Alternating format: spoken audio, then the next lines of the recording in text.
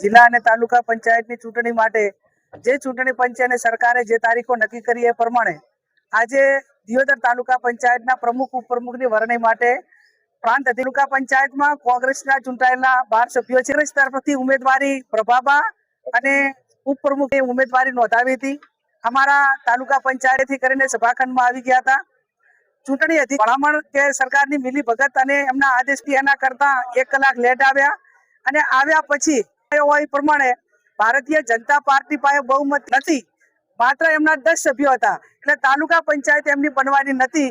કહેવામાં આવી કે તમે અંદરો અંદર બબાલ કરીને એકાબીજા સાથે બાજવાનું, કાયદો ને વ્યવસ્થા જળવાનું નથી, એ રીતે કરીને ચૂંટણી મુલતવી રાખવી, આવું આયોજન અને સરકારમાં બેઠેલા જે અધિકારીઓ કે આમ તો બ્યુરોક્રેસી એ ખુરશી હોય, એને ચૂંટણી પંચના નિયમ પ્રમાણે ચૂંટણી કરવાની હોય, પણ ભારતીય જનતાની બબાલ કરીને ચૂંટણી બંધ રખાવવા માટે કરીને ઝઘડો કર્યો. એવા પ્રમાણે ચૂંટણી અધિકારી તટસ્થ નહીં પણ સરકારનો એક ગુલામ હોય, એક સરકારનો લોકશાહીનો મર્ડર કરવા માટે જ્યારે અધિકારીઓ આ મેદાનમાં આવ્યા હોય ત્યારે આવા અધિકારીઓને અમે જે હાઈકોર્ટમાં લઈ જવા પડે એક જ્યુડિશિયલ રીતે, અને એના ઉપરાંત પણ પ્રાંત જનતા પાર્ટીના કાર્યકરોએ એમને ગાડીની હવા કાઢી હોય એ પણ ભારતીય જનતા પાર્ટીના સભ્યોએ કર્યો છે, કેમ કે એમને કોઈ પણ ભોગે. અને એ પ્લાન પ્રમાણે આજે હું પણ પ્રાંત અધિકારીને ચૂંટણી અધિકારીને મળી છે, એટલે આજે અમે એમની પાસેથી પ્રોસિડિંગ લઈ લઈશું.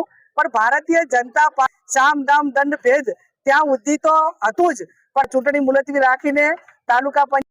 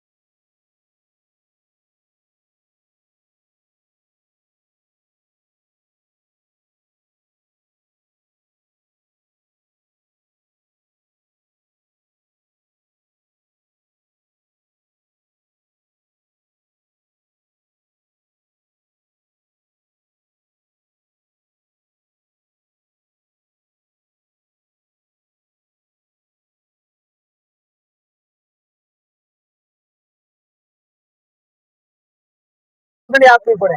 એને બદલે છેલ્લા 3 વર્ષથી તાલુકા પંચાયતની ચૂંટણી નથી આપી, જિલ્લાની તાલુકાની, એને 8 વર્ષ થઈ ગયા. અને 8 વર્ષ પછી પણ જયારે એમને ચૂંટણી આપી છે ત્યારે ઘણી ગાંઠી તાલુકા પંચાયતો કોંગ્રેસ પાર્ટીની જે લોકોએ મત આપ્યા છે, લોકોએ એમને ચૂંટ્યા છે, અને છતાં પણ એમને પચતું નથી. ત્યારે ભૂતકાળની અંદર કોંગ્રેસની સરકારો હતી, બીજી સરકારો હશે, પણ ક્યારેય બહુમતી આવેલા સભ્યોને કે બહુમતી લોકશાહીની હત્યા કરવા માટેનું કામ એ ભૂતકાળમાં કોઈ સરકારોએ કોંગ્રેસની નથી કર્યું.